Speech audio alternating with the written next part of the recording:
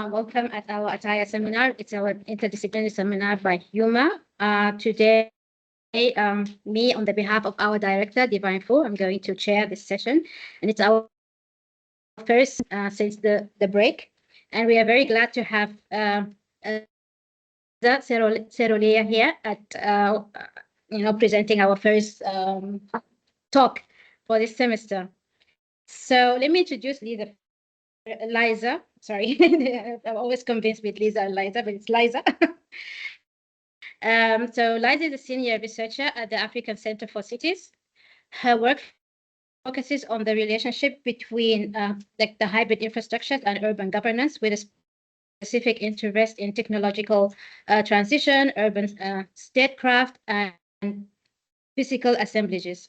She is currently the principal investigator on several large research projects, including claims to energy citizenship, and also the project If Cities Could Speak, specializing in vulnerability in Indian and African cities, which is funded by the Wellcome Trust, and also partners as well, FinTech in Nairobi, which is funded by Volkswagen.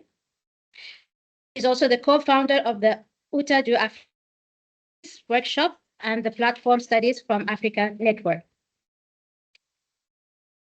The talk today is about urban speculation. We are also speculating that it's going to be a very great discussion. And so she's going to explore the concept of techno-worlding in African cities. And she's also focusing on how technological networks and financial instruments shape urban development in African cities. And we are looking for what? We're going to now give you our hybrid platform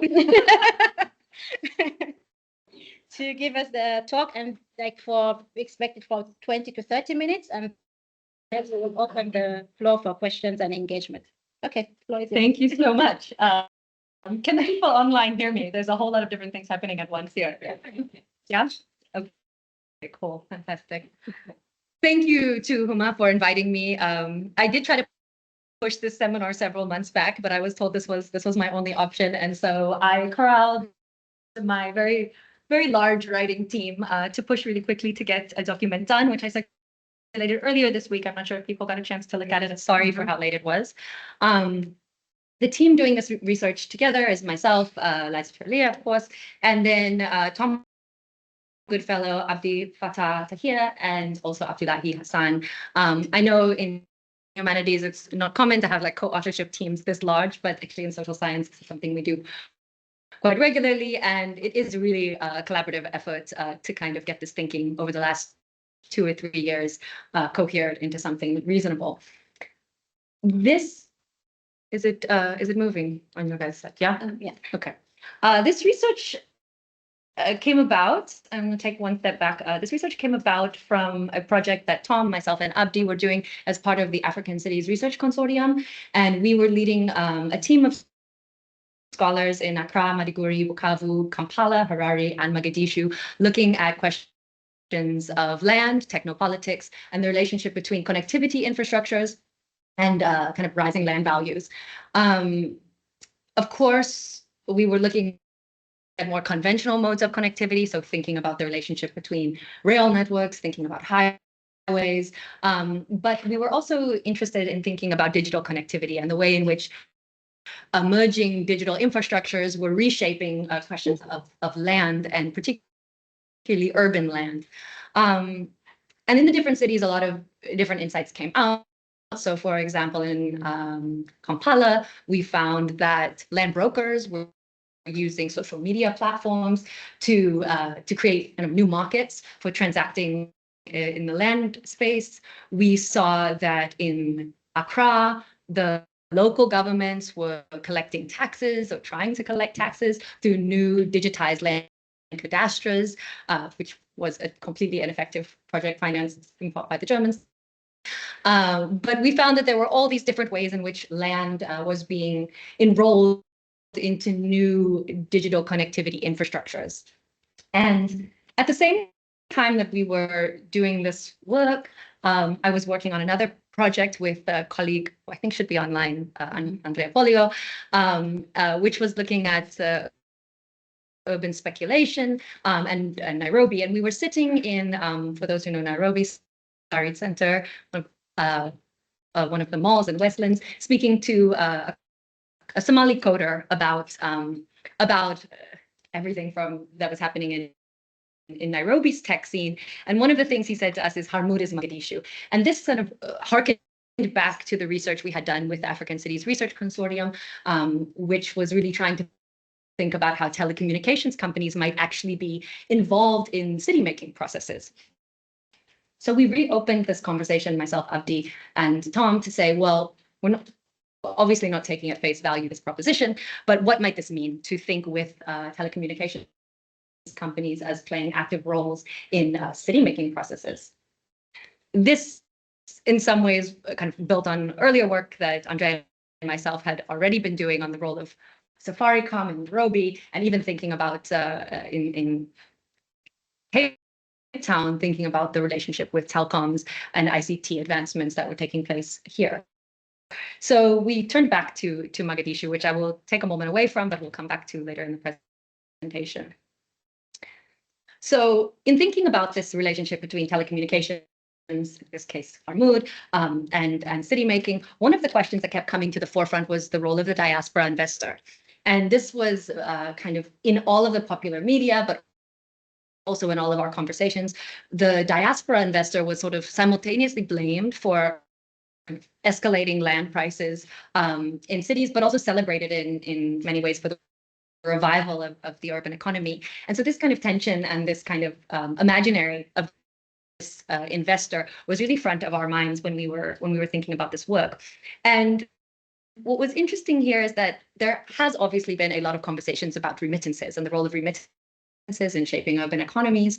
And in the Somali context, obviously, a huge amount of interest in the remittances and the remittance networks that have supported the sort of transcontinental flows of capital. But the question of land markets and real estate had not really been explored very deeply. And in many ways, this idea that remittances would be part of land markets sort of challenges almost every kind of conventional land economics theory, which informed much of the kind of dystopian era of the World Bank's work, which would say that without proper formal land rights, you will not get investment into land, which for anyone who knows the Somali context, that kind of jars, that question really jars with that reality. So we asked ourselves, are telecommunications companies facilitating diaspora investment in the city? And are they creating these new avenues for urban speculation? And if so, how and kind of why? So this was the question that sort of we started the research with when we turned back to it after some time. And as I said earlier, it builds on some earlier thinking. It builds a lot on Abdi's work on Mogadishu's urban development. It built a bit on my work on remittances and kind of the informal and increasing high-tech modes of Pan-African monies, mobilities. It builds on our collective project on land markets, but it also builds on work that ACC had been doing around thinking about kind of urban world making and technology otherwise. And this work, which many people in the room have been a part of, is really trying to ask questions about challenging dominant debates, which see both kind of technological advancement and financialization as something that's sort of descending on African cities from elsewhere, or something that is tinkered with at the margins, but really kind of presenting different origin stories for technology and considering the way in which technology actually flows in more worlded circuits. What we didn't have when we started this was any information on Somali ICT and digital infrastructure. We didn't have any sort of information on these companies and their genealogies.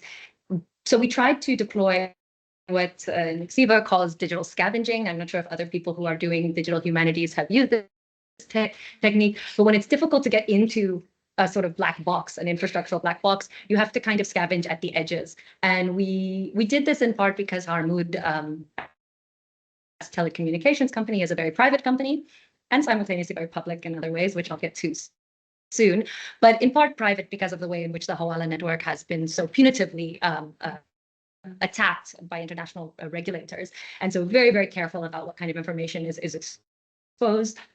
And so we had to kind of pull from lots of different stories to understand what we thought was happening here. And that required a lot of translation, both actual translation of Somali bloggers' websites, and also translation of ideas from thinking from Cape Town or thinking from Nairobi back to Mogadishu. So that exercise has been ongoing and is still fundamentally incomplete. So we're here today in part with wanting to get some insights and reflections from you guys on where we can take this. I'll present very quickly 3 parts, a few concepts that inform the work, the case in Mogadishu, and then some contributions or very preliminary thinking about where we're taking this.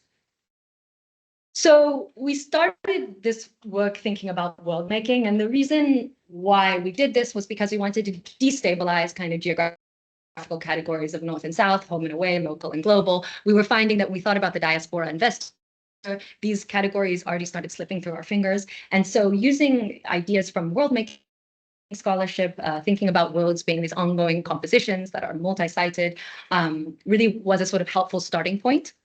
And helpful even in the case of Mogadishu, which is often seen to be a city which is quite isolated, but in fact has this kind of very rich history, which we'll get to now. In the context of financial worlds, and particularly in thinking with things like Hoala or mobile money, we wanted to really foreground that rather than seeing these spaces as unregulated, they're actually replete with regulation. They're overlapping regulatory spheres. And you can see this when we start to think about all the different ways in which the flow of money is controlled by different actors. We also drew on more urban studies scholars, so thinking about Abdul Malik Simon's propositions around world making as highly infrastructured and highly technical. So we really wanted to get closer to the durability, the technicity that lives in these world-making projects, and then obviously seeing them as ambivalent and contingent and in the making. The Somali scholarship is helpful here because it already presents very similar arguments. So we can think about Agman's work on the greater Somali economic space or region, which includes Dubai, it includes parts of the Horn. So there's already a sense that the Somali space is deterritorialized in many ways. And other scholars have pointed to this in similar ways around belonging and statecraft. So what this work allowed us to do was to look at kind of world making that is led by technicity or technology as a starting point, and hoping in that kind of maneuver to unsettle the relationship between the city, the diaspora, and to foreground the kinds of durabilities that live in these associations. So we kind of got to the end of this with thinking, can we think of a global Mogadishu? And thinking with the global Mogadishu, thinking with the ambivalence of world making, brought us to this question of speculation. In all fairness, we were actually asked to write this paper for a special issue on speculation. So we actually had to get here at some point. When we started to open up speculation, and particularly thinking about speculation in the context of land and city making, we really geared ourselves a lot far away from the kind of more financial thinking around speculation, and tried to think with the ways in which speculation has been thought of as a spectacle, as a performance, as an aesthetic project. And this brings us to really kind of attempting to discern between the uncertain dimensions of the speculative project, the ways in which uncertainty can translate into calculability, risk, and the unknown or unknowable, which is where the kind of intuitive, mystical enrollment of the affective or hopeful sits. So it was in that kind of in-between space that we started to think about how we could relook at the question of Mogadishu and its world making. Of course, African cities have been the domain of a whole range of speculative exercises ad nauseum, and all of us had been enrolled in these very particular exercises to make African cities more knowable, more legible, more evidenced. And we were trying in some way to push back on that and to frame that a little bit more as a developmental spectacle than that has affected all of our ability to see and make sense of what is happening in these cities. So I wanted to ground this whole conversation about kind of technological worlding and speculation in something very material. Of course, we chose land because that is what we all work on, but also because land is a really important conversation around the diaspora speculator, which was this character that we were interested in. And we were interested also in the way in which this was kind of a deeply moralized practice. So on the one side, speculators seem to be kind of lazy, extractive, kind of doing as little work as possible to generate as much extractable value from land markets. And we were interested in kind of challenging these moral overtones and thinking about the reasons why this kind of speculation was condemned. We positioned this at the fringes of the city for a variety of reasons, and the main one is that materially the edges of cities are really, really interesting. They're interesting as border zones, they're interesting as relational spaces, but they're also interesting kind of financially because they're where there's perceptions of kind of windfall financial gains. And this goes back to very basic land economics and residual values of land. But they're also where there's a lot of scope for kind of questions of new urban imaginaries. So with this in mind, I'm going to take us through the case of Mogadishu, eventually getting us right to the edges of the city. So Mogadishu presents us with a really interesting case. We have this case of the diaspora investor and the way in which networks have been enrolled in this kind of history of kind of 30 years of so-called kind of state collapse post 1991. We also have a situation where we have this very contested land market. So in 1991, the land cadastre and records were taken out of the country by an enterprising state official who has since been administering them from Europe. And subsequent to that, a whole series of land grabbing exercises were undertaken. So we have this very, very contested space, which for all extents and purposes would seem that it would not be an ideal place for urban investment. But what we actually have seen as the last 15 years, with the sort of stabilization of the city, there has been this return of investment. And what this has looked like in many ways is the rapid expansion of the city form. So since 2008, we've seen a doubling of the spatial footprint of the city. Now, some of this is, IDP developments going up this corridor there. But it's also been more middle class estates, and this is really where at least this figure of the diaspora investor has seen so much prominence. Now, we asked ourselves in this: is there an intersecting chronology that we can bring to the forefront? Is everything okay? No, it's fine. Yes. Okay. Is there an intersecting chronology that we can bring to the forefront when we start to then think about these overlapping financial and technological networks? Now, this screenshot is actually from this morning, where Harmoud announced that they were going to be having their third annual conference entitled the Somali Success Story Conference, which is their annual event, which is itself a massive spectacle, but a very interesting kind of expose of the role of financial technologies in the making of the city and the country. So it hosted in 2022 the second conference, which we could see this as just a sort of company branding exercise.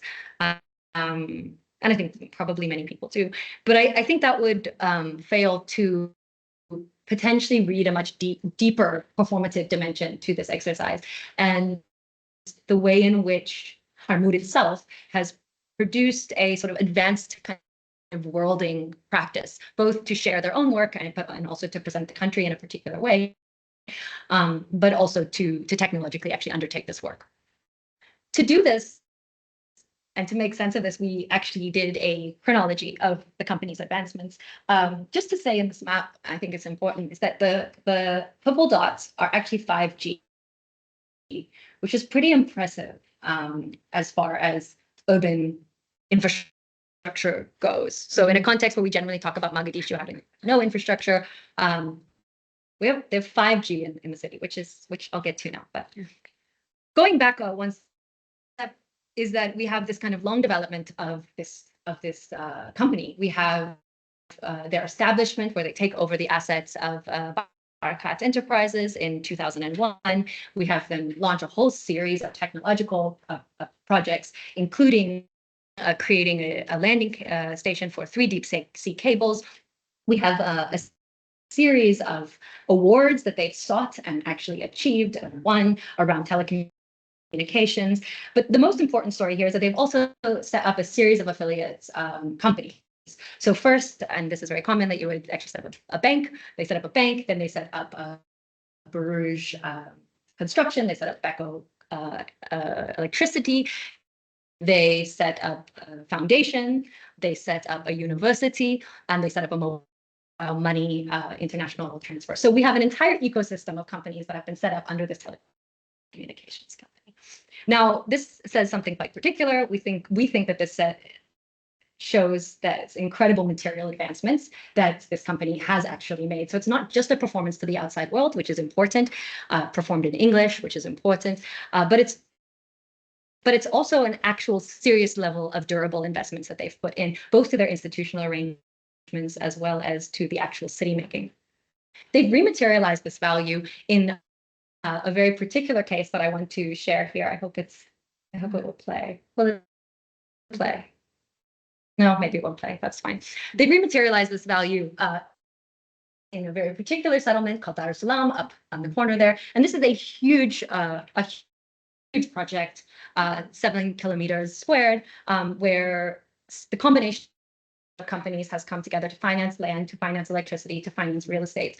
And this is supposedly seen as this kind of space where the diaspora can return to. And you see an infinite number of TikTok videos and online platforms which have been kind of promoting this. Now, normally you might see this as a sort of, oh, now it's wanting to play on my side, but not yours. It's playing. Oh, is it playing? Yes. Okay, well, we don't have enough time to go through it. You should watch them. They are fantastic. If you have TikTok, it's fantastic. Anyway, you can see, you could see this as a sort of elite enclave, the sort of thing that Vanessa Watson talks about as a fantasy city. I would say it's not. I would say not only is it being built, but it's being built. They have a solar farm that they're building. There is no edges around this city. There is no border around this city. So it is actually bleeding itself into all of its peripheral areas. And when we spoke to people there, it was actually a very big mix of Somali people who wanted to live with and around what they perceived to be this cosmopolitanization of the city, and some diaspora who are returning, seeking places where they felt like they would actually be able to raise their kids alongside what they consider to be their own culture and ethics and morals. So it's a city that I think we have to read in a more careful way. What is the contribution that we take away from this? Well, while we had started with an interest in the kind of speculating practices of the diaspora, what we ended up with was a rereading of Harmoud as actually the key urban speculator. So we were much more interested in the way in which Harmoud engaged with both city making, market making, and future making, both through their actual kind of material investments, but also to the way in which they presented those investments in these kinds of global forums, the Somali success story, and all over all of their affiliate platforms. So we asked ourselves, what does it mean to move from our interest in Harmoud as a facilitator to actually seeing Harmoud as a site of urban speculation? What does it mean also to consider new moral horizons in the context of land value and its enrollment in speculative projects? So we weren't taking a strong position on whether or not this was good or bad. We sort of took a step back just to ask what is happening. We did not figure out everything that was happening. It is incredibly difficult to piece together the Somali story, but we wanted to actually present the idea that telecommunications companies might be very, very serious actors in worlding cities, and also in actually rematerializing that value in the form of real estate. Thank you. Thank you very much, Liza, for the fascinating and on-point, on-time presentation. Oh, I didn't have to tell you that, but it's really good. Thank you. 25 minutes. I'm 24 minutes. No, it's fine. Still in the range. So I personally have a lot of questions, but I'll open the floor first for if there's any. I just want to say I'm not a Horn or even a Mogadishu expert. My colleagues, my co-authors really brought that expertise to the table, and we did the sense making together. So if you have very detailed questions like that, I will have to hold them and direct them and get back to you on some of the details. Yes. So yeah. Yeah, but unfortunately for the whole post online, I don't have any medium of communication. Okay. Well, if you project your voice, it actually picks it up. yeah. If speak it louder. It's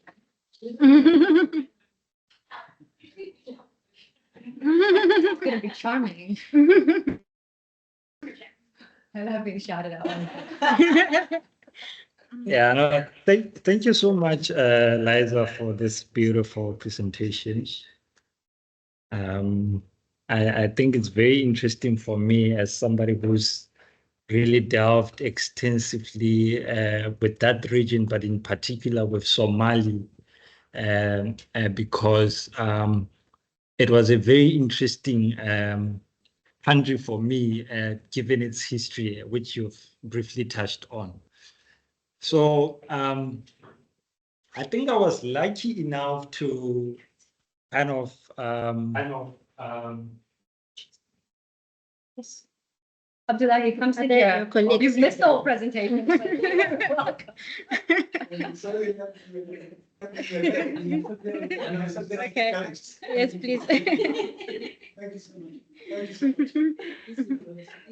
yeah, so like I was saying, I was really blessed to have dealt with a couple of experts on that region. I conducted a research project which involved Somali people that are in the diaspora, which you're making reference to, that live in the cities of Grahamstown, Port Elizabeth, and Victoria, and also working in collaboration with the Somali embassy in Victoria. So what I wanted to ask was actually, what is the role of what role do you think the US intervention plays? Because part of the things that I had as I was interviewing these people is that they have problems in terms of investing back, like the diaspora, because there seems to be certain restrictions in terms of related to terrorism financing, the problem of Al-Shabaab and all that. So there seems to be certain restrictions in terms of financing back because the international regulatory bodies seem to be vetting a lot of it. So is there any problems in terms of financing back the land and stuff like that? And also, I wanted to know, I think you've partly touched on it, but I would be happy if you delve into it as to why you chose Mogadishu in particular, because I know there's a lot of other terrain which is a bit contested, in the region. I don't know recently, but yeah, there was a bit of contestation with the other major cities. So why did you decide to zone in and tell the success story of Mogadishu? Thank you so much. Thank you. That's useful. Do you usually take them in rounds or one at a time? Yes, we take rounds, but Okay. yes, 2 more questions. Yeah. Yes, please. Wait for the mic. Okay. Thank you. Thank you, Liza. I just had a little question about what is the role of the states in all of this? Can we say that it's only a phenomenon of privatization of the city, or is it in collaboration with the states, maybe with sometimes international organization like UN Habitat, or I don't know how you call it in English, sorry. But yes, do they have some agreements, like for instance, the new gated community that they are like building is they maybe it's the state that give them this land so they can do this kind of construction of, well, what is the role of the public in all this techno-working? Yeah, sure. Yeah. I think 2, is that okay? You wanted to? Yeah, Okay. can I just do that quickly? Yeah, just because it's, and I'll also, Dahlia, I'll respond quickly, and then if you want to add anything, is that all right? Okay. So absolutely, the US plays a huge role in money transfer globally, in part because dollarized economies require going through US banks in order to transact, right? And so the KYC legislation and the anti-terrorism legislation shapes that in very big ways. One of the things that came through in this research was the deployment of a whole range of expertise, right? Including expertise around land administration and being able to interface with the BRA, the local administrators, expertise around Sharia compliance to ensure that all of the lending practices that Baruch, the construction company, uses align with Sharia principles. But another one had to do with sending money in very small quantities and to go underneath the radar of the anti-money laundering legislations. And so those get triggered at certain amounts, right? And along certain, obviously, payment pathways. But Taj, the remittance company that was set up underneath Harmoud, sort of specializes in that kind of work, and in part owing to all of these certifications that they sought to get. So you see in this list, they sought to get the mobile money certificate of the year. They've sought to get all sorts of approvals internationally. They have actually built out this perception that they are not part of this network. That being said, only earlier this year were a whole range of accounts frozen by the Somali states with these claims that Harmoud was facilitating flows of money for terrorist organizations. And this was addressed a few months back as well. So the tensions still exist, and a lot of that has to do with the way in which the US has obviously framed that. Of course, we even start this story here with September 11th for a reason, because this was the collapse of Barakat Enterprises, and then the subsequent purchase that Harmoud had of their telecommunications lines, their customer base, their shareholders, and the like. So very tight and intertwined questions. Also of expertise and how to manage that fiscal and financial expertise. Why Mogadishu? Of all the 5 cities that we were looking at, it was also your question, right? Sorry, yeah, was also your question. Because Abdi's expertise was in Mogadishu, and he really wanted us to bring the digital and kind of financial component into that conversation. So he writes on territorialization and statecraft infrastructure, but this kind of question of is Harmoud Mogadishu, which of course it's not, but came about by wanting to merge the kind of expertises that we had between Tom, myself, and Abdi, and to focus on that. In terms of the state, I think, what this story also tells us, I know it's very detailed, but is that the redevelopment of the state over the last 15 years has taken place alongside Harmoud's consolidation process. So, for example, the reestablishment of the Somali Central Bank, the establishment of the new constitution, and it's kind of workshopping over 10 years, and a whole range of other kinds of the telecommunications authority were built alongside, and kind of, while Harmoud may have at one point benefited from a lacuna of governance, they have definitely tapped into its reconstitution to valorize their own practices. Do you want to add anything? No, thank you. One thing that I'd like to say is I want to thank my colleague, actually, certainly I apologize for being late. Normally, I think some of my colleagues that normally I'm late. That was I used to be blamed by coming. Yeah. But in any case, I have also a colleague from Somalia, a visitor. And also, and he's graduating by the tomorrow.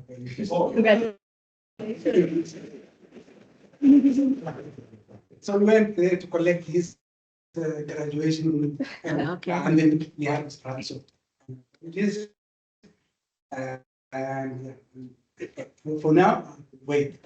Let me Say something later. But thank you for being question. Okay, so we'll start with the second round. Yes, and yeah. The presentation, I really enjoyed it, and I'm very interested. So I guess I wanna ask questions. I mean, I won't ask you all the questions, but maybe one or two, just about a few conceptual things. And I mean, I really appreciate you thinking about, and I think, of course, this is the way in which, you know, African cities, but of course, in any post-colonial literature, Africa in general has been always accompanied by these tropes of shut off spaces and not, you know, and disconnected, etc. So I think that it is part of a literature that pushes back on that, which is important and forms part, I think, then of broader debates around those issues. And so I wanted to know how, you know, this reminded me a lot about work around the company town, right? The company town or the company city. And of course, you know, my research is more familiar with the South African case and mining capital in that way, of course, and mining capital as the driver of a whole set of things which you've listed here, but of course in the distant past. And that has been a lot of this, the debate around that. So I wanted to know, going to my question, what do you think, what does the term diaspora capital do here? Right, so what is the significance of terming, because I mean, this is a set of practices and relationships that we can think about in terms of capital. But if you are qualifying this idea that it is a diaspora capital, so is that showing up in the kinds of decisions that they're making? Is it showing up in certain spatialities, which I guess what's interesting is that you're talking about these estates as not gated estates, right? They're open spaces. Does that play a role? And of course, is there something specific about it being telecommunications? Right? What is the specificity of it being a telecommunications as opposed to, you know, mining capital or any other form of capital? And then final kind of question, which is then how would you link this relationship between the telecommunications, diaspora, and what you're calling speculation? Because I mean, land is obviously already, once you turn space into land, it's already a kind of speculation, right? Because that requires a whole lot of set of things to be done for it to be capitalized in any case. So I guess what would you see that connection? Yeah. Thank you so much. I think this is very great. Someone who's interested in communication about space, so that you know it be okay. Sorry. Okay. Yeah. So just to hear, because I think this for me, especially that I consider other African context, is that it would be nicer maybe to consider to also see on the timeline that you had. It would be really great to understand whether the timeline of some of these interventions, the lifespan, their own lifespan, and also because you have 3G, you have up to 5G, were they able to even maintain them over time? And how's the community really receiving that? And how's the readiness to actually, you know, having them? Because we can say that these technologies are coming in, but how is the readiness of the community to really use these infrastructures? It would be great to compare it back home here, because we're now in the fiber space. It's going all over. So just to probably have that maybe we might have something to learn from that, given that we have so many Somalians also in our community. So they might give us more insight that we're doing this back at home. So you can always do it this way. Thank you. Can I do two at a time? Yeah. Yes, yes. Just because they're quite complex questions. I'll start with your question, just because now it's on the top of my mind. It was interesting when we were first doing this work. I was speaking to the colleague that was doing a lot of the Mogadishu work on the ACRC project, and asked her about the digital divide, and she just looked at me and was like, I don't know what you're talking about. And it was in a context where then she said to me, actually, most people actually have two phones. And it was interesting because in South Africa, we talk a lot about this idea of the digital divide. And I do think in the rural to urban context in Somalia, it's so very, very serious. But in the context of Mogadishu, where this kind of incredible level of investment's been rolled out, it does appear that it's been sustained and that there's been significant amount of capital that's gone into its sustaining it, and a significant amount of support in terms of financial literacy and otherwise. Maybe Abdullahi has more to say around that, but that those infrastructures have been put in place and have been held in place, so they're not crumbling. They're not sort of like derelict crumbling infrastructures to that effect. I don't know what will happen in Islam over time. We don't know. It's only the last 5 years that we've seen the scale of development that we see here. But what we're seeing is that it's changing quite quickly. So Harmuda's now, has more and more solar farms. So they're actually trying to align themselves in many ways with new infrastructures coming on the line, for better or for worse. I have my own ambivalent feelings around those transitions, but with the rising cost of fuel, which links in many ways back to kind of US complex, they've been trying to kind of de-link themselves through these other modes of investment. So I think it will be, I see it as not as these kind of experiments that then collapse, which we also talk a lot about in the tech space. There's lots and lots of kind of derelict experiments that are sort of left all over the world in the wake of imaginaries that have failed, but that's not what we're seeing. More of a layering that seems to be quite consistent. In terms of the question of new forms of capital, I think this is a really interesting question, and I think the assembly of all the different companies is what we were trying to, and their shared stake, their shared shareholder structures is what we had really hoped to understand, which is nearly impossible to get to the bottom of. What I don't think it is, I don't think it's one of these smart city experiments. Like, despite it being a telecommunications real estate interface, it's not presenting itself as like hyper modern or as one of these kind of, it's kind of smart city fantasies. It's much more of a kind of suburban kind of low density real estate project. I'm not sure what's different about it. I would have to seriously think about how those capital structures accumulate and what the implications of that are. We lost interest in the diaspora in many ways in this, because this project actually was framed as a diaspora project, but in fact mobilized a whole lot of different modes of local and international capital, and did not seem to be exclusively aimed at the diaspora. And in fact, we couldn't prove that there was even a significant amount of diaspora investment coming back. We don't have that data. That actually doesn't exist.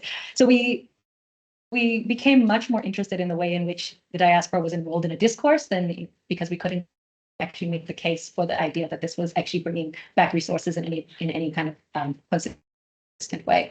But maybe you have something to add to this. Yeah, maybe the issue of the sustainability and infrastructure is something that one could call Somali paradox in relation to the infrastructure. Somali infrastructure, different types, of course. Because what we have seen is that the Somalis were not good public infrastructure at all. In the 1990s, when the Somali state collapsed, we destroyed everything, including schools, including hospitals. I am from Mogadishu, the city which is our field, our work is basic economy. And I was there at the time. So I remember that the same people, young people looted the school that they went to, the primary school that they attended. But the private owned infrastructure in Somalia flourished actually. Right? So, and that's what I would like to call it, that paradox, because for me, is an example of that private infrastructure which actually grew from the beginning that I'm sure my colleague spoke about to where they are today, to a level that they are actually, in a way, arguably, strong. They are stronger than the state. So the state, which has been also getting relatively was coming back in the last maybe 2 decades, we can say. But for Mood, even though we have got like a certain cabinet of even precedents because we have state level authorities. My colleague also is a lawyer and working also in Somalia for one of those overlapping state institutions. He's working for the state called Jubilee. For the state member of the national level.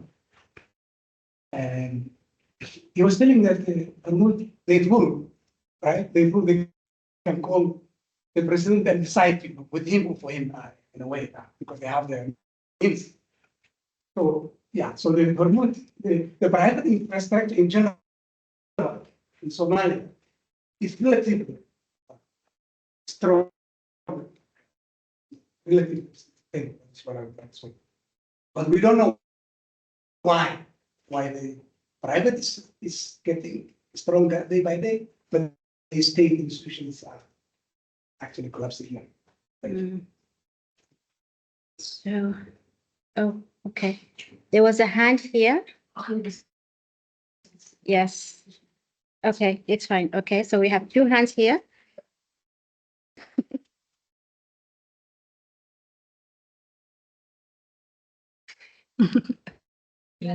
Sorry, you guys are doing a lot of work to make this hybrid thing work. Hey, Liza. I was really interested by the Dar es Salaam case, and I was just wondering, you know, it has a lot of similarities with urban fantasies, but it seems to be a lot more locally derived local institutions. So my first question was, in which way do you view this as a more kind of local imaginary of a future city, or is it still largely representing a lot of what the urban fantasies do, or is it a more localized version of a foreign imaginary? And then across the other cities, is this a unique case of a telecommunications company behaving in this way, or the other companies doing it too across the other cities that you looked at? Alison? Thanks, Liza, for a beautiful presentation. Really wanted to see the TikTok video, but I'll look at that on my own time. There's so many good ones. My question is also about imagination and fantasy, actually, and I'm curious about the layering of imaginaries that you mentioned, and kind of the building of a particular like vision of a future that's like shiny and kind of modern and very yellow, and also the kind of the infrastructural ability to capture various forms of imaginaries. But one of the things I was also curious about was what has been the relationships, obviously, between imagination and futurity, but also of memory and nostalgia. That comes up a lot, I guess, particularly with the diaspora.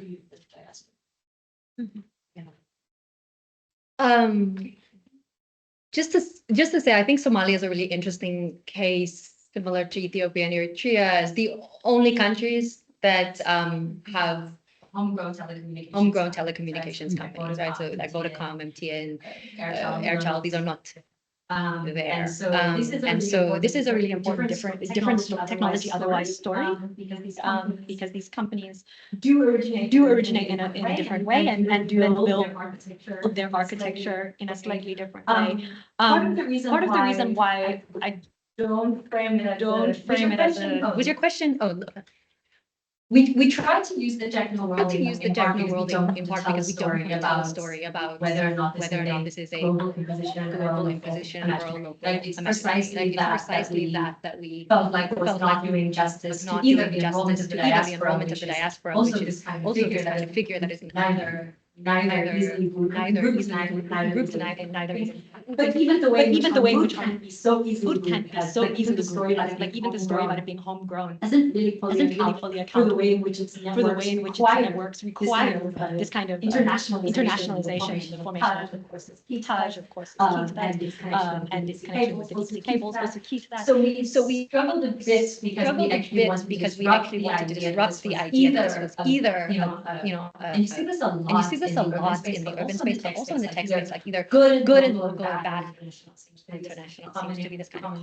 common binary that continues to unfortunately flourish. And the Techno-Worlding, we had hoped challenged that a bit, right? And so in contrast to the fantasy cities that Vanessa Watson talks about, where it's a big international company coming in and imagining the edges of Nairobi, and then implementing this kind of American suburban or Singaporean ideal. We're like, what if this was about forming a very particular idea about a sense of Somali culture to the world, the diaspora, mobilizing smaller amounts of money, bringing them over in smaller chunks, and actually creating something that is much more hybrid, potentially. Of course, one of the stories when we kept speaking to people in the diaspora about why they wanted to buy this, there was a very strong story about wanting to return, but not just a nostalgic question, like something in the past, also an idea that they were responsible for this future of the city, and that they were distinctly responsible for it. And that sensibility we weren't able to go into in as much detail, but so when Abdi presented it in action Dar es Salaam last year for Utadu, and he was asked, you know, where's the Somali state now? The Somali state now. He's like, we are all the Somali state. And this was an interesting proposition because it's kind of incredible sensibility that this reinvestment project, as much as it is financially speculative, is also a sort of a personal commitment to this urban future, which is somewhere between a sort of American samba, but also something quite different.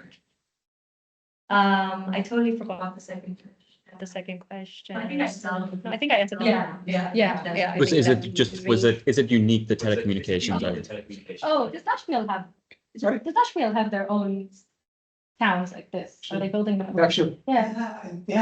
I'm not sure. You can see how many sorts of Maybe, I don't know. But what I know is that they are not the only ones which are engaged in the diaspora. But maybe not necessarily to that level in relation to real estate, creating usages. But maybe in the northern region, Somalia, call it Somaliland. Not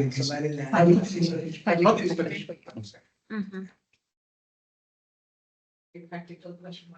Wonderful TikTok yesterday. And one aerial shot here has shot you had with that parcels spreading out. Is that all accounted for? This is all kind of title deed to that because they already partition, right? It looks like it's ready to. We couldn't get information on all the different ways in which the land sales was taking. There's an amusement park, guys, a full-on amusement park. We couldn't get the scale of information, but what when we were speaking about it, our understanding was that it does seem to be that it's kind of these like larger plots that are now all around.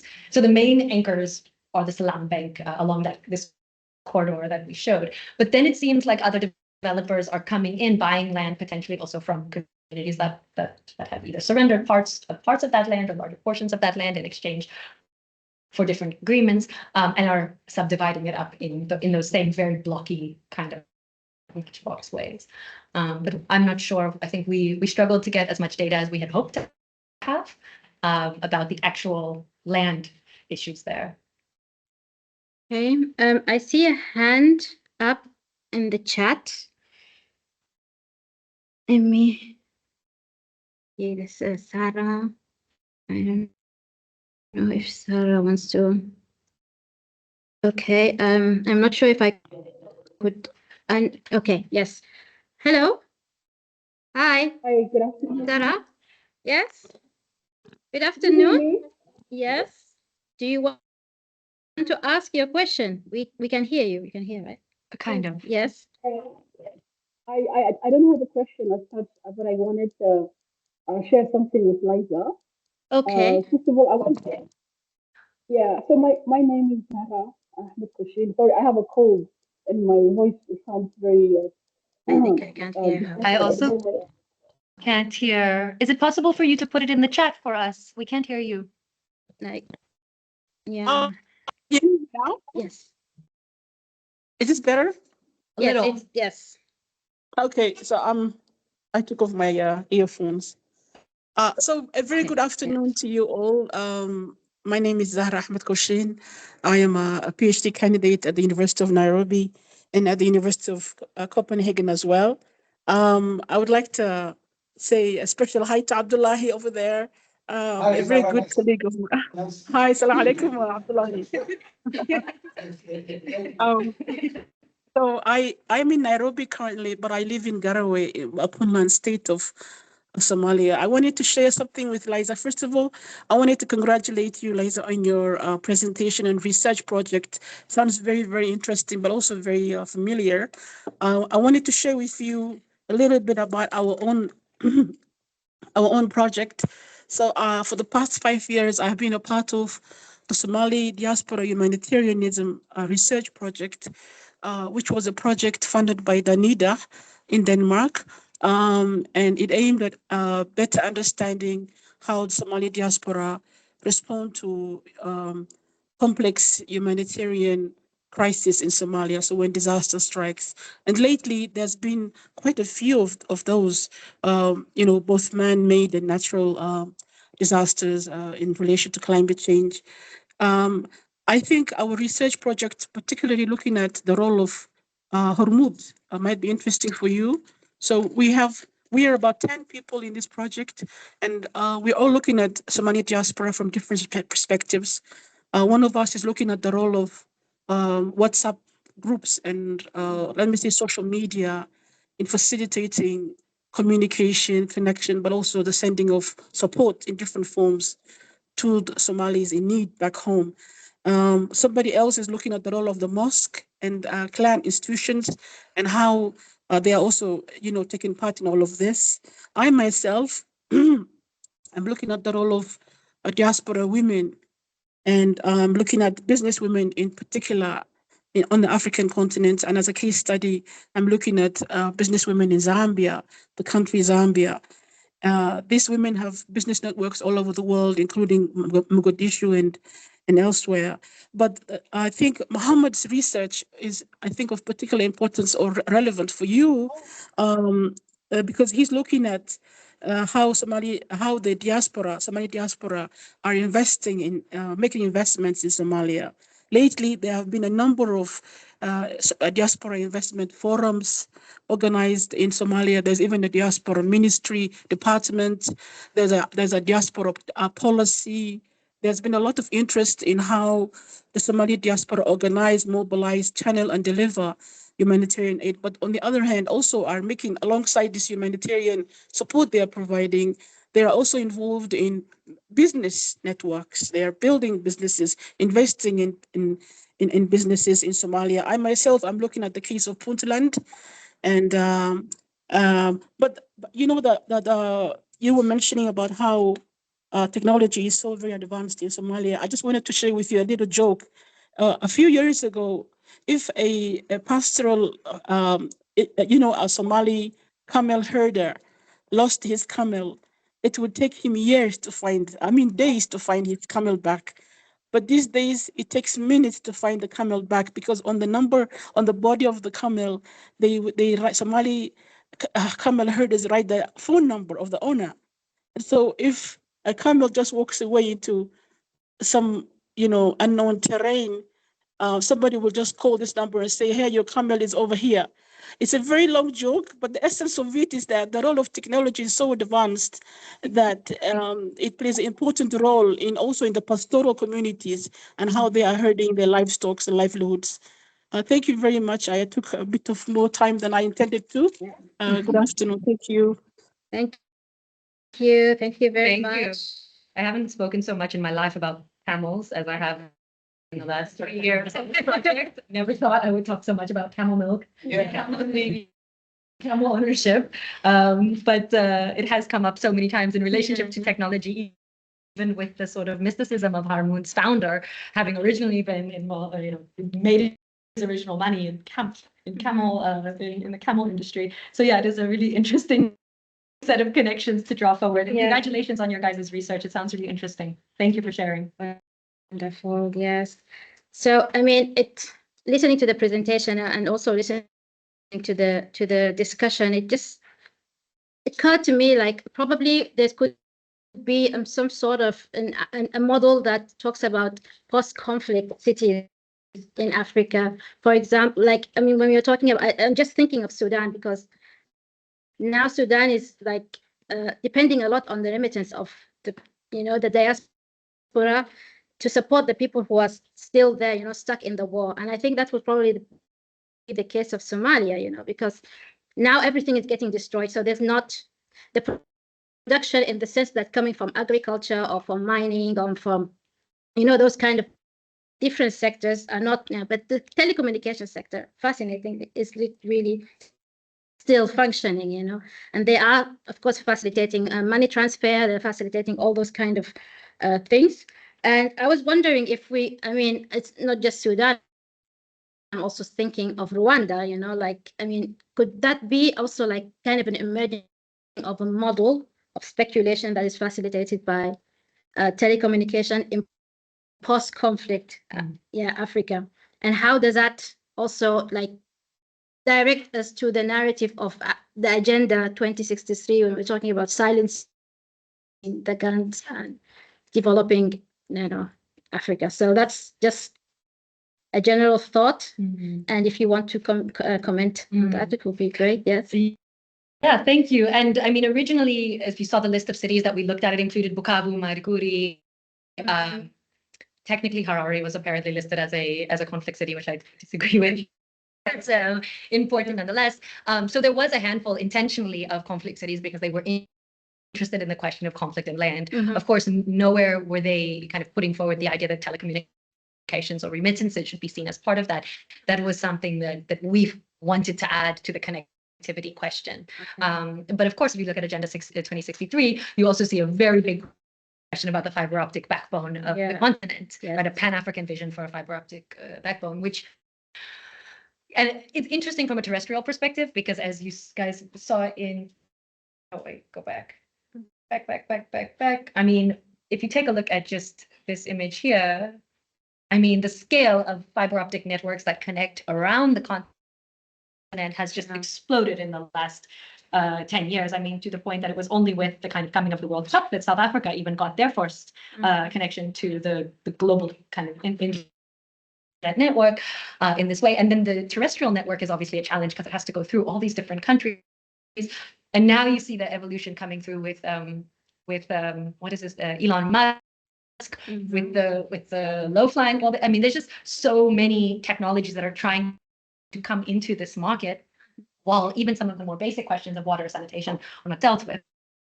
And so I think we have this kind of contest between these different services and how they're provided and what they mean and the kind of wealth and capital that they can accumulate that cannot be accumulated in other services. I mean, there's no water company that is even running at anything less than a deficit, really. And so how do we look at these telecommunications companies, which are able to now actually create a huge amount of surplus value that they then reinvest in different parts of the economy, but also reinvest in ways that shape their own vision of the future? I'm still not entirely sure how to make sense of it. Okay, so I think it's time. And we really want to thank you. There was a hand here. There was a hand here. Okay. Oh, okay. But I know people also have lives they have to get back. Okay, two questions, yes. Last. Okay. Thank you so much.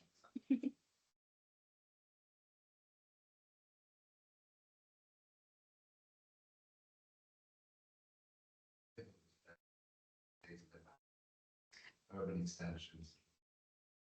So I was thinking, diasporas first during like the post-colonial period in the 90s, 80s, after the 90s, they were stabilizing actually but with turn of the century, they started to be seen as a capital with the remittances flows into the especially African countries. So I want to ask your opinion about what do you think that this kind of urban extension futuristic models are they like adaptive strategies to climate change, but also stabilizing factors within politically or economically or even militarily unstable consensus on one hand. And on the other hand, like, are they also, when they say stabilizing models,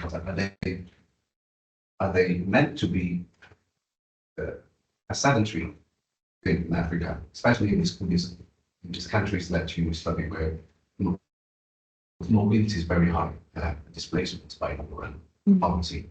So are they meant to show a picture of stability, but at the same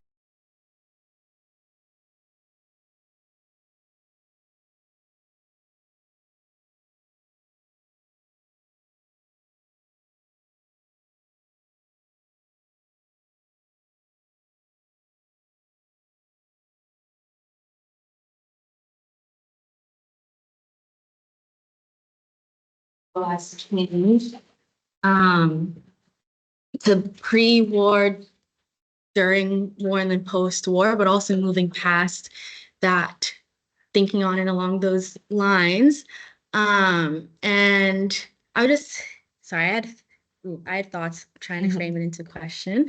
I was very interested in, you said that the Somali story is very hard to piece, and especially from the south moving towards the north, it's very different. And you have Hormuz in the south, and then I was thinking about, you know, it's an amazing technological advancements and moving the place, but it is, I feel like, a monopoly in a sense. So how does that work with competing telecom companies and futures? And I thought it was interesting to hear about how Hormuz is like, is the city, and how much power it holds, and how the city has become self-sufficient, and I guess changing what it means to be a governing place and governing outside of a traditional government in that sense. Then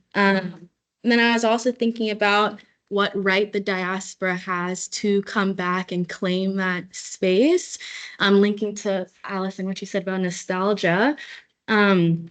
It's a forced displacement, so you had to leave, and thus there's so many places that are unlivable or have been vacant for so long, and new people have moved into those homes. People want to claim those homes back. So I guess I'm just thinking about the reclaiming of places, and especially the reclaiming of public spaces. Like, there's still many empty places, like I think the old bank is still empty, and then just seeing the visible stories of war, I guess. I like the ambivalence between the diaspora coming back, but also the blaming of them. And I guess, sorry, I'm trying to end it. The diaspora having images of what the place used to be, and how that combats with the new people making a new middle class in the city.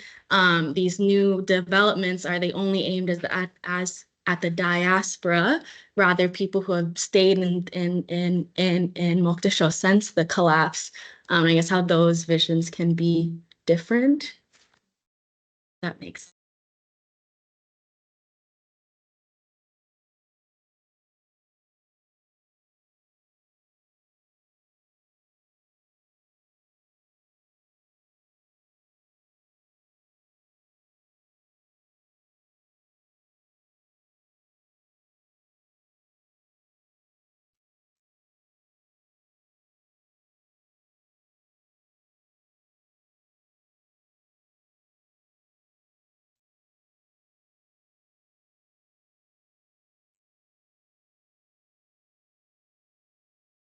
Option, rather than having to come back and reclaim something that would require, endless all overlapping court systems to get involved. And I think that offering is part of that that value proposition, and the way in which they take the sort of labor of speculation, the risk of speculation away from the diaspora, and they take on some of that speculative work. And so we enroll Laura Baer's work on speculative labor when we talk about how we're actually taking on that labor through their actual construction, through the expertise that they mobilize, but also to the risk that they try to take away from this supposed diaspora reinvestment project. And what that then means for seeing speculation as active labor. So I don't have answers to all the questions, but thank you. I'm only going to say the question of ambivalence because I think it's a really important concept that comes from STS studies and really helps, I think, a lot of people in the room who are working on digital futures and thinking about digital anthropologies to make sense of what it means to think about suspended futures and the multiple possibilities like simultaneously both partially foreclosed, but still men, right? And this is where I think the ambivalent question becomes really helpful. I can't speak too much to the other questions, but I don't think I have enough of the Somali context for it, but we can keep the conversation with me. Wonderful. So I think we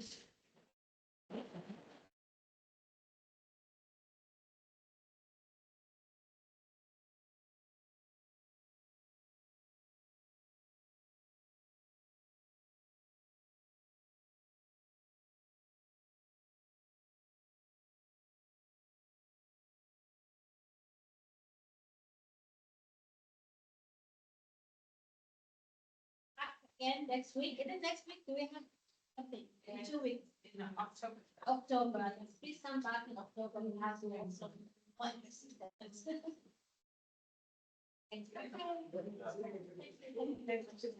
you.